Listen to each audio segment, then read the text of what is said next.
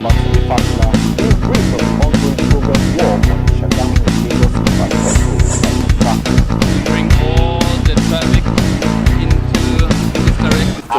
We are going to work to ensure that better during the festival. If we don't support the people now, the road will collapse. Good day and welcome to another interesting package of your program, Infrastructure Weekly. Today on the program, we'll be taking you around the various infrastructural projects of the Muhammadu Buhari administration designed to bridge the infrastructural deficit, be it in the power, housing, roads, rail, and others. We'll be right back after this time out. I'm your anchor, Abosade Omowi. Stay tuned. Coming together of opportunities. This is what Infrastructure is the backbone of development, which explains the Buhari government's effort at bridging the facility gap.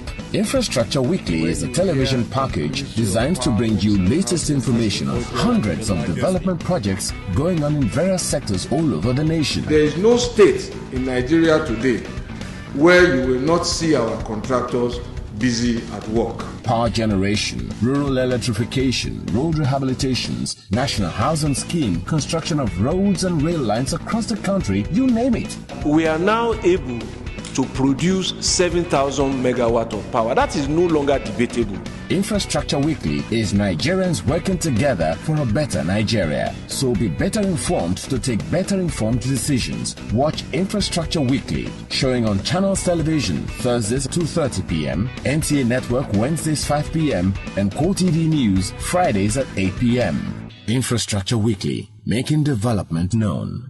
Welcome back. The federal government has reiterated its commitments to the development of roads across the country, especially those that are tagged strategic, having the ability to link state and the major centers of commerce, agriculture, and economic activities together. Minister of Transportation Rotimi Amechi and his counterpart in the Ministry of Niger Delta Affairs, Osani Oguro Sani, disclosed this while speaking after an inspection visit to the East-West Road, which links the Niger Delta states to the western part of Nigeria. The road, which has been under construction for the better part of a decade, has dragged along and been abandoned several times due to the non-availability of funds. However, the federal government, according to the two ministers, will do all within its powers to ensure it is properly funded to completion. The federal government's determination to continue to reduce the infrastructural deficit in the country has witnessed a boost following the renewed efforts at completion of the East-West Road. The road connects the south-south and western parts of the country. The road construction runs from Warri through Kayama in Bayelsa State, onto Ahoda, into Port Harcourt, and on to Oron in Akwa Ibom State. To ensure value for money, the federal government's interministerial committee, consisting of the ministries of Niger Delta Affairs, Transportation, Power, Works and Housing, and Information and Culture, conducts a tour of the road. Minister of Niger Delta Affairs, expressing satisfaction on the level of progress attained so far on the project, says it has been more progressive than in previous years, and its early completion is of top priority for the federal government, adding that contractors only need more funds to execute the job and nothing will be spared towards its actualization. This ministerial committee was established to come and do the assessment. So on a report back, the government is willing to source funds from whatever source to be able to give good attention to the project. Despite lean resources at its disposal, the federal government, led by President Muhammadu Buhari, says it is not turning back on its commitments to finish the East-West Road, which is a route catering to heavy traffic of goods and services, especially those used in the exploration of oil and gas in the Niger Delta region. Tour of the project is to ascertain the quality of jobs executed, put to rest lingering challenges against the completion of the East-West Road, and provide solutions for its early completion. Usani disclosed that the Federal Executive Council gives priority to the East-West Road project, which influenced formation of the Interministerial Committee to to carry its assessments to enable government source funds for completion of the projects. The Federal Executive Council gives priority to this project. According to the committee, the Federal Executive Council has granted preference to the timely completion of the East-West Road because of its relevance to the oil-rich region, adding that government is poised to deploy available resources towards its actualization and swift delivery. Also speaking, Minister of Transportation explains that contrary to general opinion, the tour has changed perceptions that the project has been abandoned by these governments as serious work is ongoing on the road. In some areas, one lane has been completed. In some areas, 2 lanes have been completed. So it means that you can actually drive from Warri and get to Port Harcourt without having to. Those areas where they don't have, where they not completed the second lane. From what you heard the man say that if they get to some of 59 billion and they complete it. The committee adds that although some remedial works needs to be executed on some completed sections of the road, immense progress has been recorded compared to what the Interministerial Committee witnessed when it visited in 2016. The Minister of Niger Delta Affairs also acknowledges that Section 5, which is the last section of the road spanning from Oron to Calabar, will soon be awarded. The committee believes that it is pertinent for the South-South to appreciate contributions of the Buhari-led federal government to the development of the Niger Delta region and appeal to youth of the region to desist from vices that can impede development efforts within the oil-rich region and take it backward among other regions. We must tell our young men, the youths, that no, we can't continue. The other parts of the country will leave us behind. In the cabinet, nobody is looking at your face. They're looking at the country. Any part of the country that is not ready for development, other parts will wait for them. The road connects Warri in Delta State to Oron in Akwa Ibom State through Kayama and Port Harcourt in Bayelsa and Rivers States, respectively. It would be recalled that the Ministry of Niger Delta Affairs inherited the East-West Road from the former Federal Ministry of Works on its establishment in 2008 and has been battling with its completion over the years.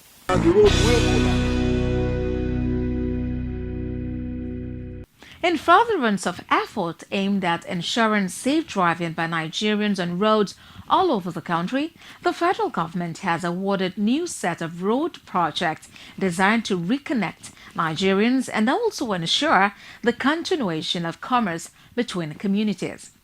Special Advisor to the President on Media and Publicity, Femi Adesina, who stood in for the Minister of Power, Works and Housing, Babatunde Fashola, said the project totaling 185 billion naira is on 14 roads across the country. Repair and construction. There are 14 of them in different parts of the country. You have Goza, Damboa, Goniri, Ngamdu Road in Yobe and Borno states. That's for rehabilitation. Also for rehabilitation, Mayo Beowa Jada Ganye Tongo Road in Adamawa State. Rehabilitation of Ado Ifaki Otun, Kwara State Border Road in Ekiti. Repair of Makodi Bridge in Benue State. Construction of Ihugi Korea Wuse Anka Road in Benue State. Rehabilitation of Gbagi Akwa Owode Road in Badagry area of Lagos. Then construction of Ijebu Igbo Itaegba Road in Ogun State. Dualization of Jatu Fuga Agenebode Road in Edo State. Rehabilitation of Makodi Boko Kwanune Yandev Road Section 1 in Benue State. Rehabilitation of Old Enugu Port Harcourt Road. Rehabilitation of Umulungwe Umoka Amoku Road. Rehabilitation of Maiduguri Monguno Road. And the road will If you were just joining us, the program is Infrastructure Weekly. You can get in touch with us for comments, feedback, and inquiries on Facebook at facebook.com/Infrastructure Weekly and on Twitter at infra_weekly. Join us after this break for more on the program. Stay with us. London, New York or Lagos, business or holiday, home or office. You can now carry out your tax transactions from anywhere in the world. You can now file all your tax returns, pay online, get a receipt and even process your tax clearance certificate from anywhere in the world online and in real time. All you need to do is log on to www.firs.gov.ng and click on e-services and be introduced to the world of innovation, convenience and transparency from the FIRS. You can also pay stamp duty as you register a new company with the CAC or for other transactions that require stamp duty payment online. You can also file your withholding tax returns and determine the withholding tax deducted from you is in government coffers so that you can get your receipt within 45 days as long as the deduction has been remitted. Yes, all of this and more online at www.firs.gov.ng/e-services. FIRS, making tax administration as easy as ABC. Please note that all FIRS services are free of charge. This message is from the Federal Inland Revenue Service. It pays to pay your tax.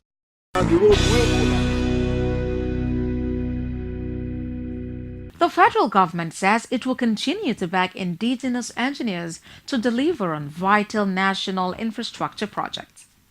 Vice President Yemi Osinbajo disclosed this while speaking after an inspection visit of the completed Edo Azura 450 megawatts power generating station in Edo State.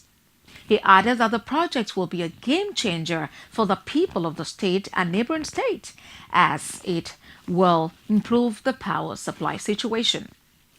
The federal government says it will continue to support the work of indigenous engineers who have demonstrated the capacity to deliver on projects of importance to national development. Vice President Yemi Osinbajo disclosed this after an inspection tour of the 450 megawatts Edo Azura power project in Edo State. The project, an independent power project, according to the Vice President, is a confirmation of the administration's program of creating an enabling environment for the growth of the private sector. The Vice President, who noted that the plant has greatly increased the capacity of Nigeria to generate power, described its completion as a major positive for Nigeria, Nigerians and economic development. The very positive effect of this amount of generation coming onto the grid. So it's taken off, and as you can see for yourselves, an excellent project, a wonderful, really wonderful project. It's one that demonstrates the capacity of Nigerian engineering and Nigerian enterprise. So it really is impressive. Expressing satisfaction on the level of work at the plant, he said the completion of the project will greatly enhance power supply to the residents in the state and all neighboring states. Well, greatly improved because with 460 megawatts of additional power and with the quality of this particular plant, I think that we're on to a very good thing. And of course, even the capacity for the capacity to increase generation from here and all of that, I think it's very positive.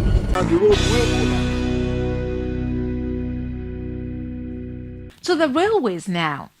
The federal government says it needs about 16.5 trillion naira to be able to complete the various railway projects scattered all over the country.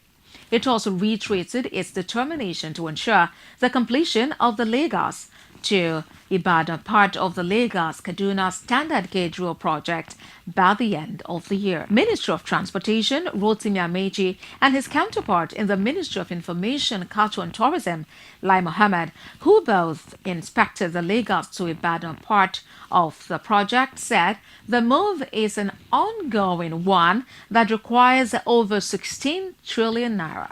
The Lagos-Ibadan Railway Project, herein L1 Railway Project, about 156.075 kilometers long, is a section of the Lagos-Kano project. The Apapa Port branch has been added to increase the traffic capacity and operation profitability. The project, which is located in western Nigeria, starts from Lagos, the largest port city in south of Nigeria, to Ibadan, the capital of Oyo State.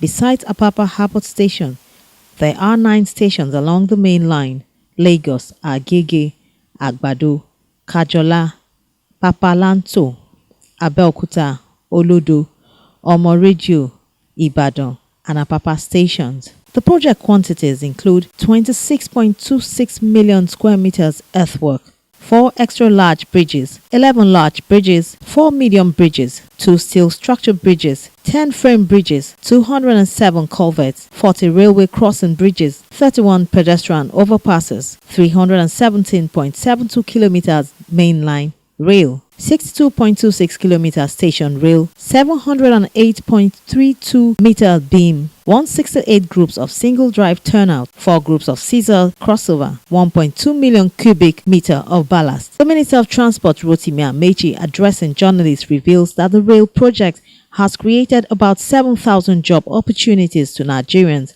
which has in turn improved the local economy. We have told them that they must complete by 2018. Not more than January 2019, but we are meeting challenges and we observe those challenges as we go. We are still sticking to 2018 or 2019 January. We are still sticking to it, but the reality is that we are meeting the challenges of utilities on the right of way, especially in the area of Lagos, heading towards the Apapa seaport. You're meeting the challenge of sewer, water pipes, NMPC pipes carrying both crude and gas and petroleum. So it's not easy to, I won't say dislodge, it's not easy to remove these things. We're going to today's meeting, we'll try to find as much solution as possible, but that will delay the timeline. What are you expected to see? A speed train that will do a minimum of 150 kilometers per hour. That will take you to Ibadan in an hour from Lagos. And when finished, we introduce an express train that takes off from either Apapa or Butemeta straight to Ibadan, or straight to Abeokuta and then to Ibadan. And then we introduce one that will stop in virtually all stations. So it depends on how much, I won't say how rich, how much you can afford. Because if you want to go, if you use the one that will stop in all stations, I think it will be cheaper than using the one that will take you straight from Lagos to Abeokuta and Ibadan. Minister of Information and Culture Lai Mohammed reiterates the commitment of the federal government to a timely conclusion of the project. He explains that the tour is intended to showcase the many works of the present administration to Nigerians. To come here today so that we can all see firsthand, how far the government has gone with this infrastructure development plan, especially starting with the rail project. What we embarked upon this administration are 2 things. The first is that we have decided that we are going to upgrade and refurbish the 3,500 kilometers of narrow gauge railway. And at the same time, we are now, for the first time in the country, also introducing the standard gauge. Now, we are here, I believe, I believe this is the narrow gauge. This is the standard gauge, which is going to go from Lagos to Kano, but we are the Lagos to Ibadan, section of it, and you can see that in earnest, the work has commenced. The set sum of 16.56 trillion naira is expected to cater for the Lagos to Kano, Lagos to Calabar and Port Harcourt to Maiduguri standard rail gauges. The 2 ministers were accompanied on the tour by over 30 journalists to have first-hand feel of the rail project.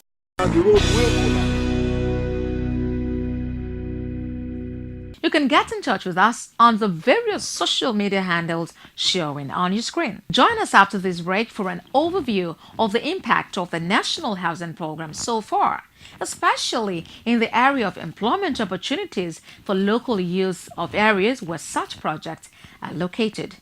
Don't go away. Coming together of opportunities. This is what infrastructure is the backbone of development, which explains the Buhari government's effort at bridging the facility gap. Infrastructure Weekly is a television package designed to bring you latest information of hundreds of development projects going on in various sectors all over the nation. There is no state in Nigeria today where you will not see our contractors busy at work. Power generation, rural electrification, road rehabilitations, national housing scheme, construction of roads and rail lines across the country, you name it. We are now able to produce 7,000 megawatt of power. That is no longer debatable.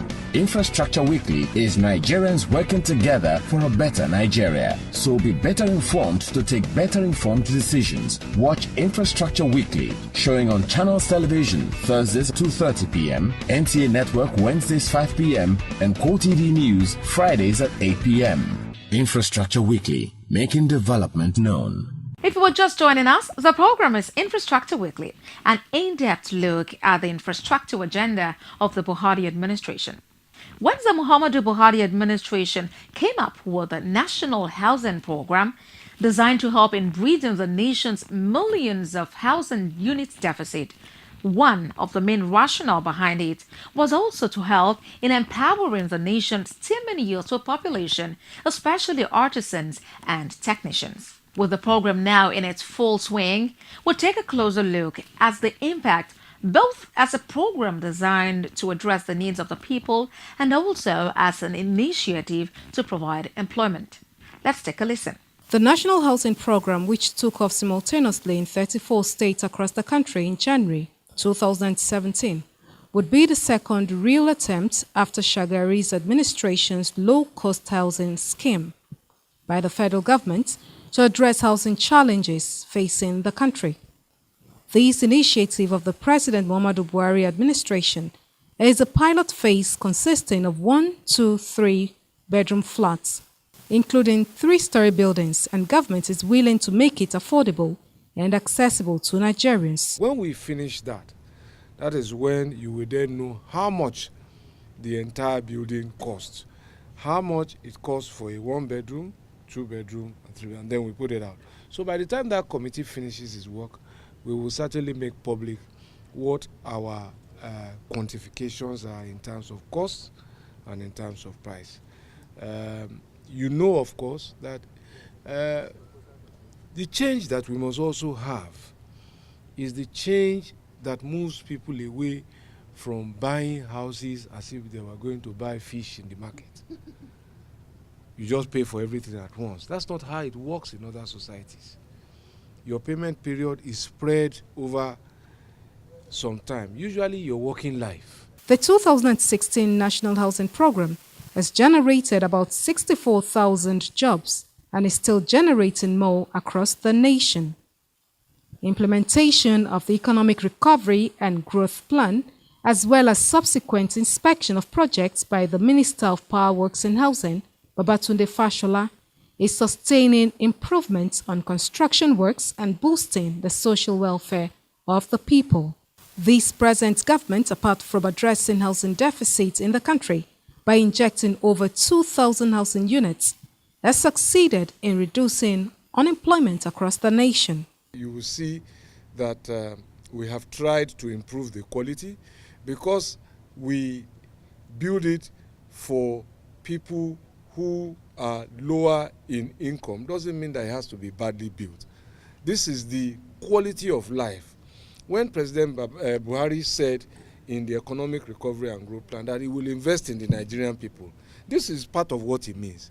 That it will give you a quality of life that lifts you up. So because it's for low-income people, doesn't mean it has to be badly built. And you will see me every time I'm inspecting, I'm asking my team, we must change the standard.